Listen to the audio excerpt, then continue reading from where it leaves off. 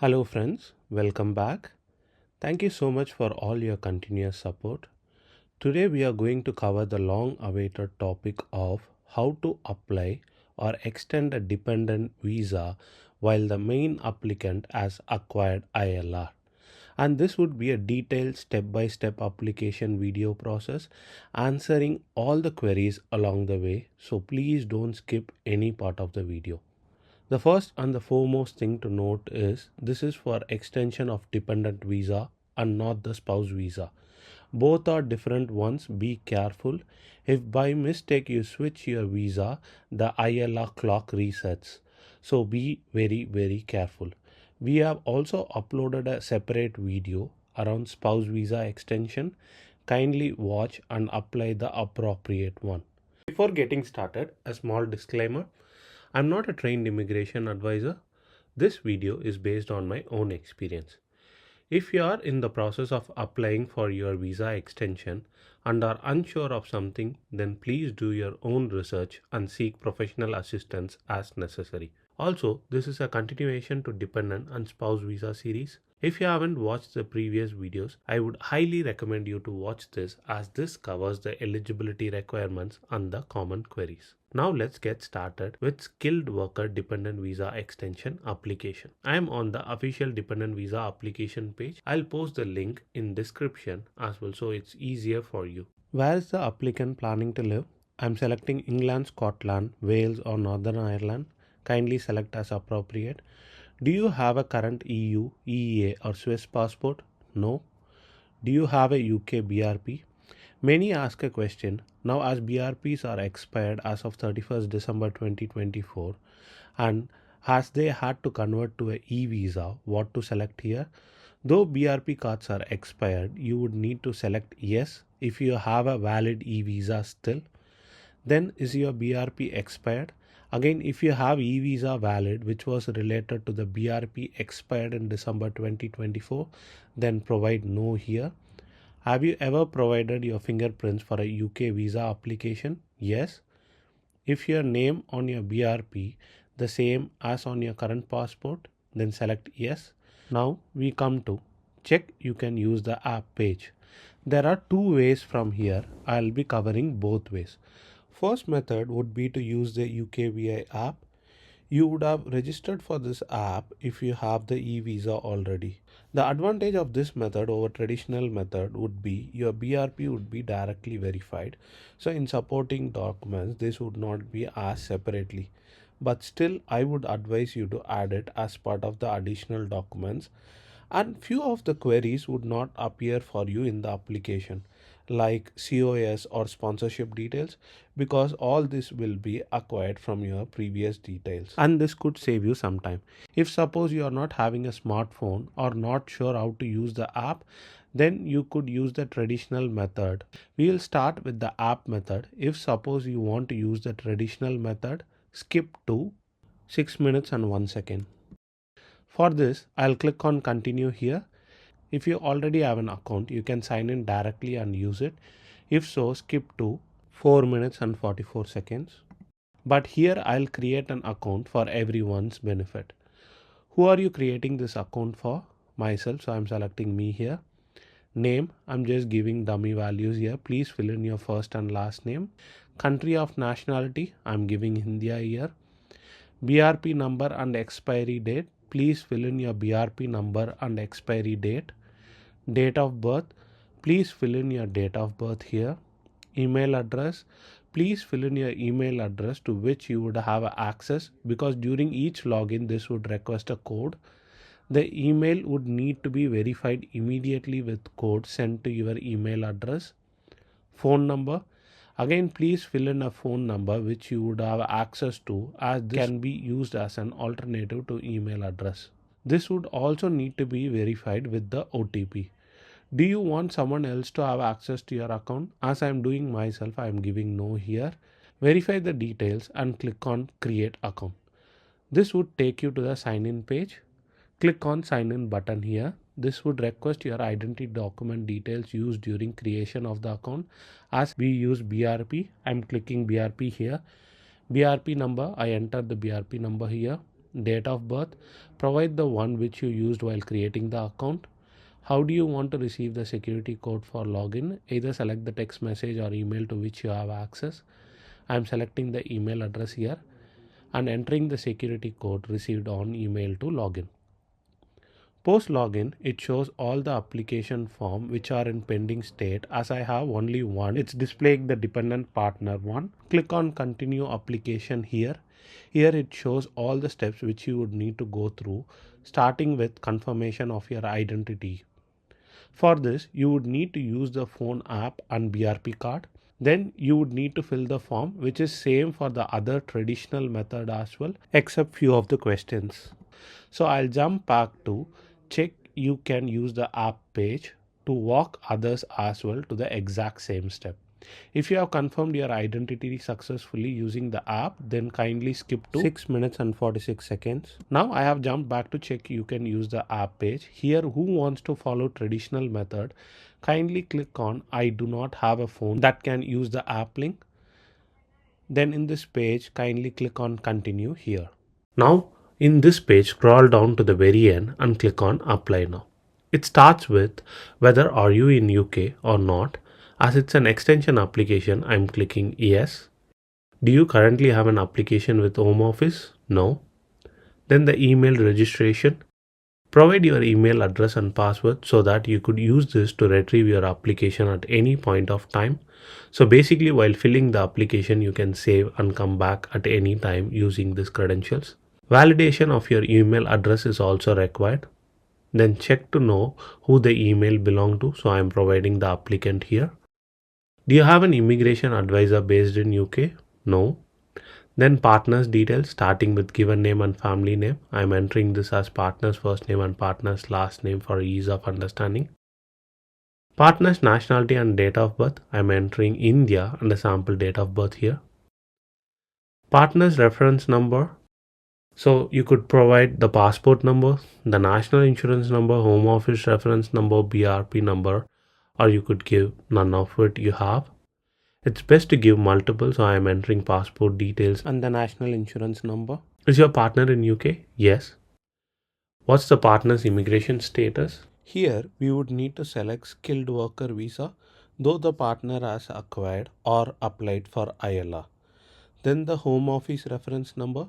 If the main applicant has received the ILR, then it doesn't matter. You can provide ILR or skilled worker UAN. But if the application is under process, then you need to provide the ILR UAN for sure. So yours don't get rejected and the visa officer can hold your application.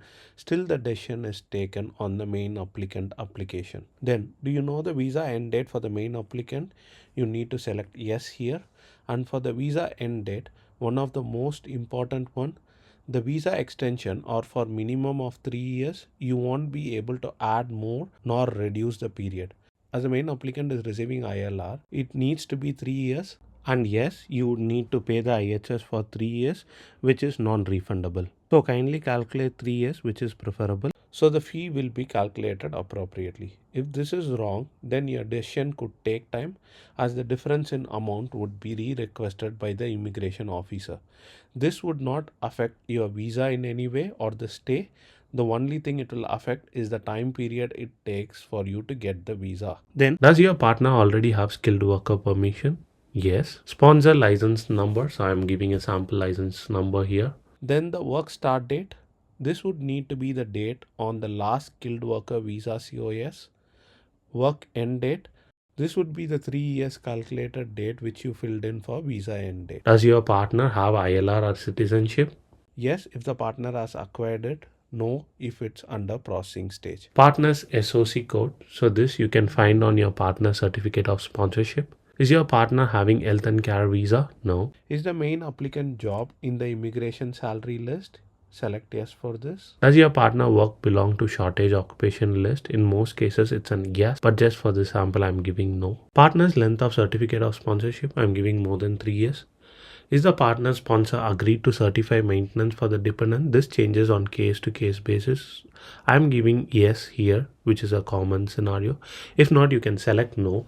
Anyway, you need to provide your bank statement showing you have enough fund to take care of yourself and the dependents. This has been covered as part of the eligibility video. Kindly watch if you haven't. This is the first review page. Validate all details and continue. From here, the applicant details starts. Starting with name details, try to use your name as shown on your passport. For ease of understanding, I am providing it as first name and family name, but kindly follow what's on the passport. Then are you now or have you ever been known by other names? Many do change their names post marriage. Just for this example, I am giving yes and I am filling in the partner's name before marriage as per the college certificate for this example. In addition, are you known by any other names? I am selecting no here. Who does this email belong to which has been registered? It's mine, so I am selecting yes here. Followed by this, the phone number and whether is it used whilst in the UK or outside. I'm going to give the one whilst in the UK. Address details. I'm providing my UK address here. Then is this where you live? I'm selecting an yes here and the living from date. Then whether do I own it, rent it or other, and I'm selecting renting and providing with the landlord details. Then the previous address details, starting with is this a UK address? I'm selecting a no here and filling in the address details with living from to till dates. Any other dates in the past 2 years and it's a no. Sex and relationship status as female and married. Then nationality, country of birth, place of birth and date of birth details. As I'm from India, I'm giving nationality as India and country of birth as India and place of birth as Coimbatore, then date of birth as sample date. I'm having a valid passport, so giving an S here. Then the passport number, which would be single character followed by 7 digits for Indian passport. Issuing authority as Republic of India, and then issue date would be under date of issue on the Indian passport and expiry date would be under date of expiry on the Indian passport in the first identification page. For other nationality passport holders, kindly enter as per your passport and you can submit the documents. Then the applicant's BRP details. So I'm going to provide my BRP details. Your current immigration status, whether you have a valid visa currently, yes. Are you on a visitor or short-term visa? No. Your current visa start and expiry date. So I'm giving sample dates here. How long have you lived in the UK? I'm going to select 1 year and 1 month. Again, a sample one. I'm not counting exactly. Do you have permission to stay as your partner's partner? Yes. Are you living together in UK? Yes. As I haven't lived away from my partner for more than 3 months at any point, I can select yes here. If you have lived apart for more than 3 months, then it will be a no. Then my national insurance number. Do I have a UK driving license? No. Have you been to any other countries in the past 10 years? No. Have you taken medical treatment in the UK? Yes. Were you told to pay the hospital during the treatment? No, as it was a treatment in GP. Details of previous medical treatment in UK. I went to a doctor for non-emergency treatment, so selecting this option. Name of the hospital and the address and when the treatment was between. And if it's still going on, you need to select on taking treatment still. So I'm giving sample GP details here. Any other medical treatment in UK? I'm selecting a no for this one.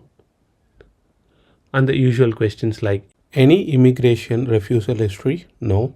Any breach of immigration law? No. Public funds? No. Convictions and other penalties? No. War crimes? No. Terrorist activities, organizations and views? All no. Extremist organization and views? Again no for both. Person of good character? No. Please be careful here and read the question. The heading is slightly tricky, so no on this one. Have you ever worked for any of the organization listed? No, I have not worked in any of the jobs listed. This is the second review page or validation page containing all the details filled in. So kindly validate and proceed ahead. Now it's the document list. Passport and the BRP documents are the mandatory ones. All other you need to provide as necessary. Then the verification consent. Download the consent forms from the link. There are 3 parts to it. Verifying the details are correct in application, verifying third-party information, and verifying information from sponsor is valid. Now next the conditions. Read and accept this as well. Post that declaration that the applicant is above 18 and the person applying is the applicant. It could be others as well. You can select the option accordingly. Then the last and final review page, kindly validate and continue. Now first you would need to pay IHS fee before you can pay the application fee and book biometrics. Before paying application fee or booking biometrics, you would need to pay IHS fee. Post this, if you go back to the UKVI website or the application website, so now you will be able to proceed ahead to book biometrics appointment, pay the application fees and upload the documents. With that, we come to the end of dependent visa extension application. If you have any queries, please leave a comment. We'll try to help as much as possible. Kindly support us. If you haven't subscribed, kindly subscribe, like, comment and share. Thank you.